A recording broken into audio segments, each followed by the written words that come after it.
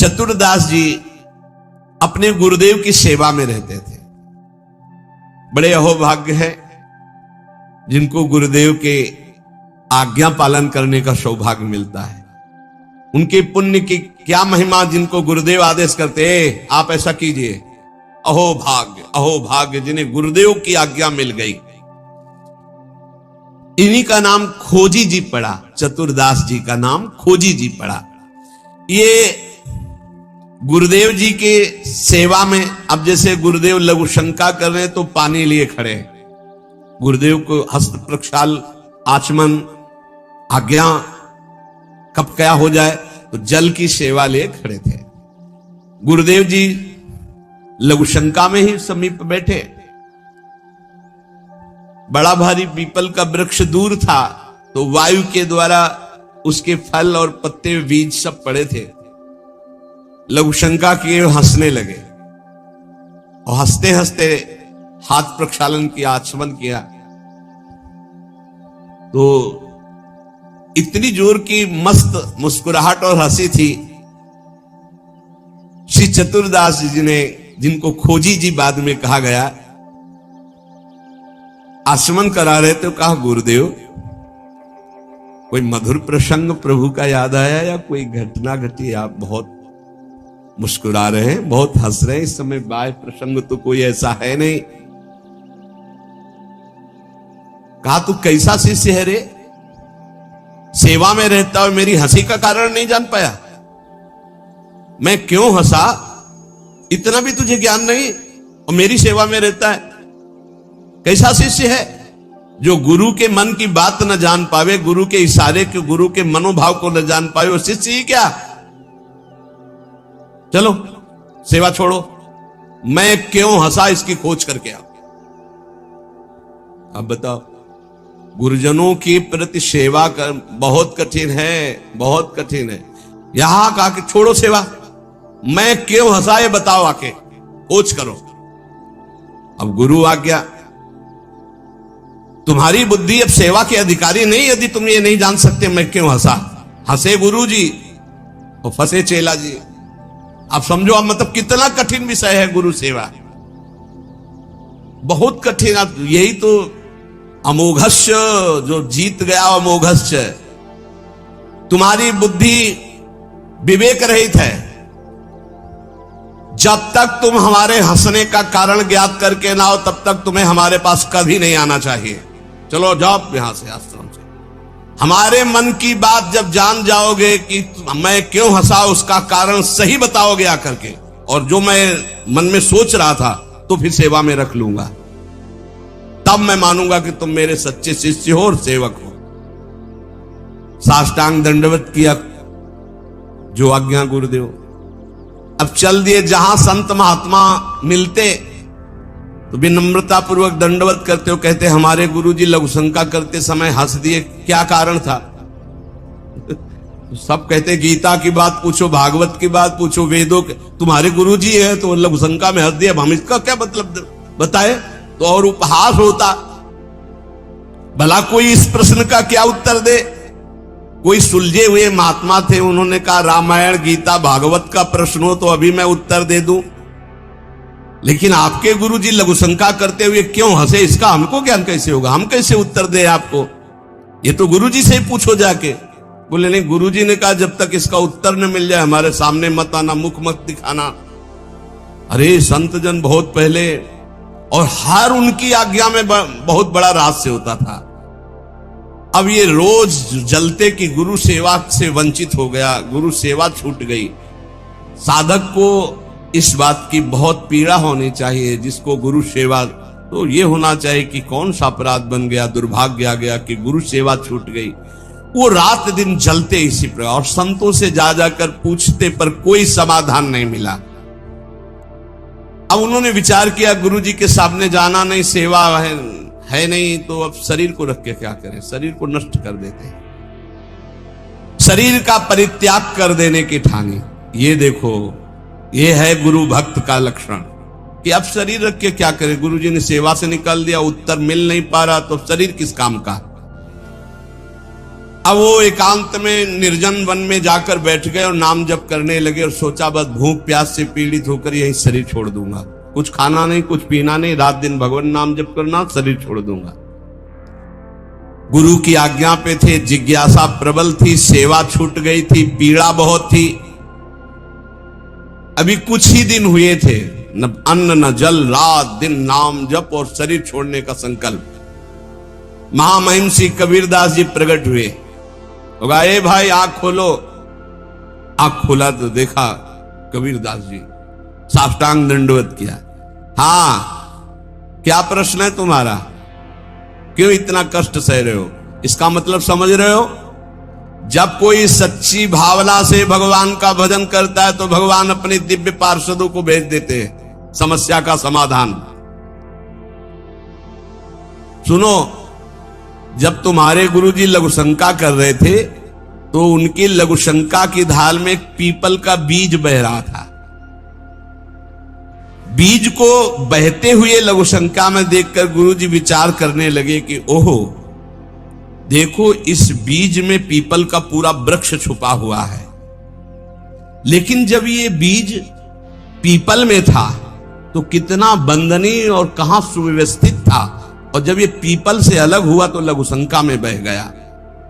इसका मतलब पीपल का वृक्ष साक्षात ब्रह्म है और उसका अंश जीव है। जीव जब अविद्या के कारण ब्रह्म से अलग हो जाता है तो मलमूत्र के द्वारों में बह जाता है आसक्ति होकर, और अगर वो ब्रह्म से जुड़ा रहे तो वो ब्रह्म में पूजनीय और ब्रह्ममय हो जाता है। ब्रह्मविद ब्रह्मयु भवति, कबीरदास जी ने व्याख्या करके बताई कि जब वो ब्रह्म से जुड़ा रहता है तो ब्रह्ममय रहता है, जब ब्रह्म से अलग हो जाता है तो मलमूत्र के शरीर में आसक्त होकर मलमूत्र के द्वारों के भोगने में पूरा जीवन नष्ट कर देता है। जीवात्मा जब प्रभु से विमुख हो जाता है तो उसकी यही दुर्गति होती। जैसे पीपल के वृक्ष से फल से वो बीज अलग हो गया तो लघुशंका के प्रवाह में बह गया, और नहीं तो इतना महान वृक्ष उसमें छिपा हुआ है कि अगर उसे सुव्यवस्थित किया जाए। जीवात्मा जब भगवान से विमुख हो जाता है तो भव प्रवाह में मलमूत्र के द्वारों में बहने लगता है। कैसे? गर्भाशय में गया तो मलमूत्र के द्वार जहां है वहीं गया, और मूत्र के द्वार से ही तो गया। जीवात्मा का सृजन कैसे हुआ? मूत्र द्वार से ही हुआ, और है कहां? गर्भाशय के आसपास मलाश्रय, मूत्राश्रय। जीव जबते हरिते बिलगान्यो तबते देह गेह निज जान्यो, माया बस स्वरूप बिसरायो, ते भ्रमते दारुण दुख पायो। जैसे बीज में वृक्ष तथा वृक्ष में बीज मूल रूप से विद्यमान है, उसी प्रकार से परमात्मा समस्त जगत में और जगत में परमात्मा विराजमान है। परमात्मा में सारा जगत और जगत में परमात्मा विराजमान है। पर जब जीव भगवान से विमुख हो जाता है तो ऐसे ही मलमूत्र के द्वारों में भटकता रहता है। अरे मेरे गुरुजी के हंसने का इतना गूढ़ रहस्य। खोजी जी का संशय मिट गया और गुरुदेव के पास आए, साष्टांग दंडवत किया। उनका उत्तर कहा, गुरुदेव महामहिम श्री कबीरदास जी ने ऐसा ऐसा ऐसा बताया। गुरुदेव पुनः मुस्कुराए और कहा, एक प्रश्न ने तुम्हें सिद्ध बना दिया, क्योंकि सिद्ध महापुरुष का दर्शन सिद्ध ही बना देता है। अब आज से तुम हमारे समान सिद्ध हो गए हो। अब तुम आज से हमारे मन की सारी बातें जान लोगे। शिष्य के मन की बात जान लेना तो हर सिद्ध पुरुष का, लेकिन अपने गुरु के मन की बात जान लेना ये बहुत बड़ी बात होती है। कुछ समय बाद खोजीजू के गुरु हरि भावना प्रवीण महा, देह अंत समय बांधी घंटा सो प्रमानिए, पावे प्रभु जब तब बाजी उठे जानो यही, पाए पैन बाजी बड़ी चिंता मन आनिए, तन त्याग बेर नहीं हुती फेरी पाछे आए, वाही ठोर पौड़ी देखो आम पक्यो मानिए, तोरिता के टूक किए, छोटो एक जंतु मध्य गयो सो बिलाए, बाजी उठो जग जानिए। खोजी जी की बड़ी महिमा प्रकाशित हुई, गुरु भक्त थे। आज तक किसी को कहीं भी अगर विशेष कृपा प्राप्त हुई तो गुरुदेव के बल से। खोजी जी के गुरुदेव का जब अंतिम समय आया, भगवत चिंतन परायण रहते थे, उन्होंने एक घंटा बांध दिया और कहा जब मेरा मोक्ष हो जाएगा तो घंटा बज जाएगा, जब मेरा भगवत मिलन हो जाएगा तो घंटा बज जाएगा। शिष्यों से कहा घंटा स्वयं बजेगा, जब मेरा शरीर छूटेगा भगवत प्राप्ति होगी। परंतु आश्चर्य हुआ, गुरुजी का शरीर तो छूट गया पर घंटा नहीं बजा। सब जितने और शिष्य थे बहुत चिंता में हो गए कि क्या गुरुजी की गति नहीं हुई। गुरुजी कह रहे थे जब मेरा गति हो जाएगी, भगवत प्राप्ति हो जाएगी, शरीर छूटते ही तो घंटा बज जाएगा, लेकिन घंटा तो बजा नहीं। और गुरुजी के वचन परम सत्य, इसका मतलब गुरुजी को भगवत प्राप्ति नहीं हुई। भ्रमण में गए थे, कुछ समय बाद खोजी जी आए तो बड़ी समाज में उदासीनता थी शिष्यों में सब, और खोजी जी से कहा गुरुजी की सदगति नहीं हुई। क्यों? गुरुजी तो स्वयं ब्रह्म स्वरूप है। बोले उन्होंने घंटा स्थापित किया था कि जब शरीर छूटेगा भगवत प्राप्ति होगी तो घंटा बज जाएगा, तो घंटा तो बजा नहीं, तो गुरुजी के वचन असत्य नहीं हो सकते, मतलब गुरुजी का मोक्ष नहीं हुआ।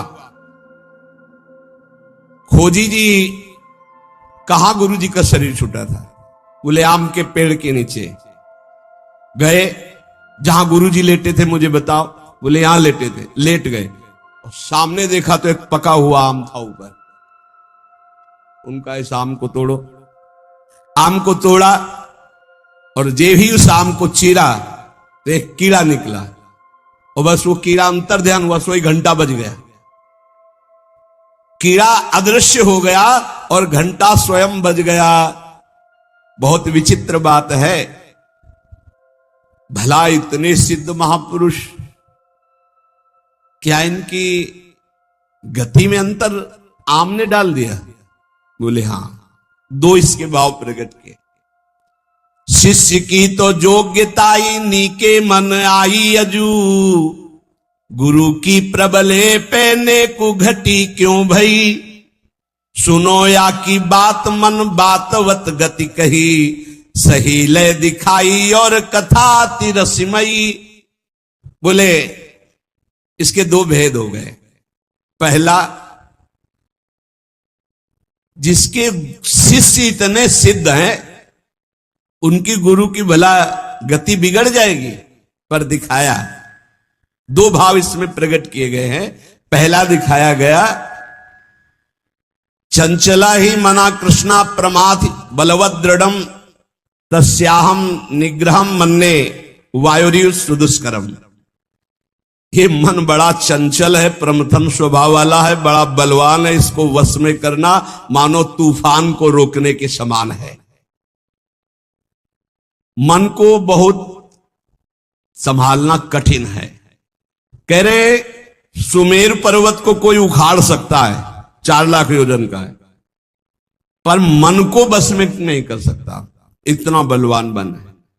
कोई बिजली को हाथ से पकड़ सकता है, पर मन को नहीं पकड़ा जा सकता।